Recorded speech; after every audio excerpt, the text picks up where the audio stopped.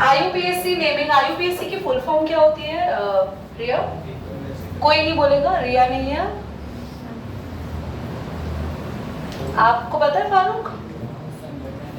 हाँ जी sir, IUPAC full form बताएं। Okay, वरना आईयूपीएसी क्या है बस वही बता दें। नेमिंग करता है। Okay, that's good. जिसको भी फुल फॉर्म पता है प्लीज हैंड रेज करें। इंटरनेशनल मोहित ऑफ, हाँ दोनों ने मिलके बताया, बहुत अच्छी बात है। आगे ये और निकली नहीं मोहित ना। International unit of pure and applied chemistry. So आपके पास आईयूपीएसी, वेरी गुड बेटे, प्लीज आप लोगों को आता था, that's good. IUPAC organic chemistry में भी रहता है एंड इनऑर्गेनिक केमिस्ट्री में भी रहता है। ऑर्गेनिक केमिस्ट्री का IUPAC you have must been learn in class 11, आपने इसका बेसिक पढ़ लिया है। इनऑर्गेनिक केमिस्ट्री में आईयूपीएसी के लिए हमारे पास बड़े ही लिमिटेड से रूल्स है जो मैंने आपको लिखवा दिए। क्या क्या रूल्स लिखवाए हैं हमने? सबसे पहले लिगेंड्स का नेम आएगा, उसके बाद सेंट्रल मेटल एटम का नेम आता है। लिगेंड्स हमेशा अल्फाबेटिकल ऑर्डर में लिखे जाते हैं और जिन लिगेंड्स में पहले से डाई ट्राई आ रहा हो, जैसे इथुलीन डायमीन है ना, इथुलीन डायमीन, या फिर इथेन 1,2 डायमीन में डाई है और ये अगर दो हो, फॉर एग्जांपल मेरे पास कोई सेंट्रल मेटल एटम ये रहा और इसके पास दो है ये इथुलीन डायमीन, तो मैं डाई इथुलीन डायमीन नहीं लिखूंगी, तो डाई क्या आ जाएगा, बिस आ जाएगा, ट्राई क्या हो जाएगा, ट्रिस बन जाएगा, और टेट्रा क्या हो जाएगा, टेट्राकिस, और पेंटाकिस। इस तरीके से ये सो ऑन चलता रहेगा। नाउ सेंट्रल मेटल एटम का जो नेम होता है वो सबसे आखिर में लिखा जाता है और इसके नेम में आपको ये ध्यान रखना है, अगर आपका जो कॉम्प्लेक्स है यानी अगर आपका जो ब्रैकेट है वो एनायनिक है, दीदी कैसे पता चलेगा वो एनायनिक है? या तो उसके आगे कोई पॉजिटिव नेचर का काउंटर आयन हो, पॉजिटिव नेचर का काउंटर आयन हमेशा आगे ही लगा होगा। मान लो आगे पोटेशियम लगा है तो ऑटोमेटिकली समझ जाना पोटेशियम के जाने से या जब भी पोटेशियम बाहर रिलीज होगा तो इस ब्रैकेट पे कैसा चार्ज आएगा, माइनस आएगा। मेरी पोटेशियम है, रिलीज नहीं हुआ है, तो भी क्या हम ब्रैकेट को एनायनिक मानेंगे? यस, आप इसको एनायनिक मानेंगे। और एनायनिक ब्रैकेट में सेंट्रल मेटल के नेम की एंडिंग होगी ATE8 से और ये एज इट इज रहेगा, कोई चेंज नहीं आएगा। अगर हमारा जो ब्रैकेट है वो एनायनिक की जगह क्या हो, कैटायनिक या फिर न्यूट्रल। इतनी बातें क्लियर हो गई? यस सुनो, यहाँ तक हम इसको कंफर्म समझ चुके हैं। और एक चीज इसमें कुछ रह गई है, यस, लिगेंड अल्फाबेटिकल ऑर्डर में होंगे, बिस्टस होगा, ये सब। एक और चीज, जब भी हम नेम लिखेंगे तो काउंटर आयन का नेम और स्पेस है बीच में जगह छोड़ेंगे, फिर आपको लिखना होगा पूरे ब्रैकेट का नेम। और अगर काउंटर आयन पीछे है तो आप पहले इस पूरे ब्रैकेट का नेम लिखेंगे, फिर स्पेस छोड़ के काउंटर आयन का नेम लिखेंगे। आई थिंक रूल्स क्लियर हो गए, सीधा नेम्स पर आए। चलिए इसके नेम बताओ। नेम पहले इधर सुनो तुम, लक्ष्य, अभी ये नेम सीख लो, मैं रूल्स बताऊंगा जो मैंने अभी बता दी इनको। इसकी ऑक्सीडेशन स्टेट सबने क्या निकाली? पोटेशियम +1 होता है, AgX Cn -1 into में 2 is equal to 1, -2 + 1 -1, sorry equal हमेशा 0 लिखते हैं, -2 + 1 -1 उधर जाके +1 आ जाएगा। और अगर इतना मैथ्स आप लोगों को नहीं आता तो प्लीज आप 12th क्लास छोड़ दीजिए। नाउ यहाँ पे हम नेमिंग शुरू करेंगे। सबसे पहले बाहर वाला एटम का नेम आएगा, पोटेशियम से कहते हैं काउंटर आयन। स्पेस, यहाँ नेम होगा डाई साइनो। Ag क्या लिखेंगे इसको? अर्जेंटेट। क्या आपने क्या लिख दिया?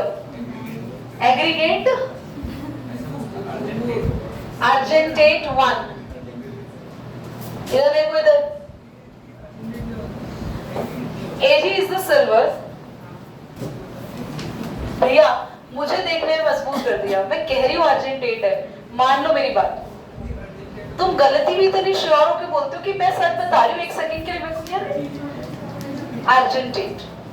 सिल्वर को वैसे सिल्वर ही कहा जाएगा, अगर ये कॉम्प्लेक्स को ध्यान से देखो तो ये कॉम्प्लेक्स है एनायनिक, क्योंकि बाहर लगा हुआ है इसके कैटायन सी है, तो एनायनिक के हम पीछे लगाते थे 8, तो सिल्वर में जब 8 लगता है तो उसको सिल्वरेट ना कह के अर्जेंटेट बोलते हैं। समझ में आ गया? इसको देखो, अगर ये नहीं होता के तो मैं लिखती सिल्वर। आयरन और गोल्ड इनका भी नेम चेंज। हाँ, आयरन को लिखते हैं फेरेट, वरना आयरन।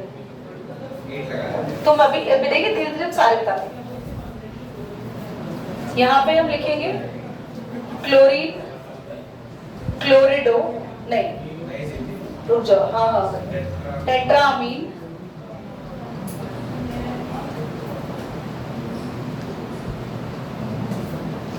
और ए के बाद सी का नेम आएगा क्लोरिडो,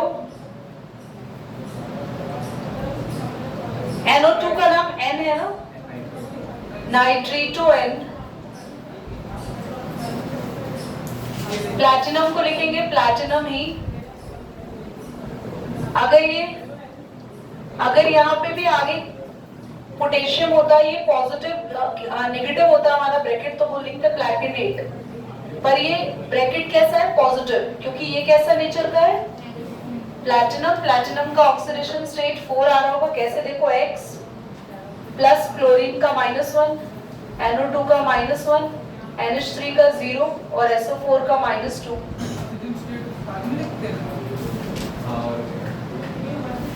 ऑक्सीडेशन स्टेट हमेशा हमेशा रोमन में और सेंट्रल मेटल एटम के साथ लिखी जाती है। सब खत्म हो गया, स्पेस छोड़ के इसका नाम आएगा सल्फेट। और एक और बात बता दूं, सेंट्रल जो पूरा ब्रैकेट का नाम लिखते हैं उसमें कोई स्पेस नहीं आता, एक साथ लिखा जाता है, बिल्कुल एक के बाद एक, ठीक है? और ये नाइट्रीटो भी स्मॉल n से लिखा जाएगा। समझ आ रहा है?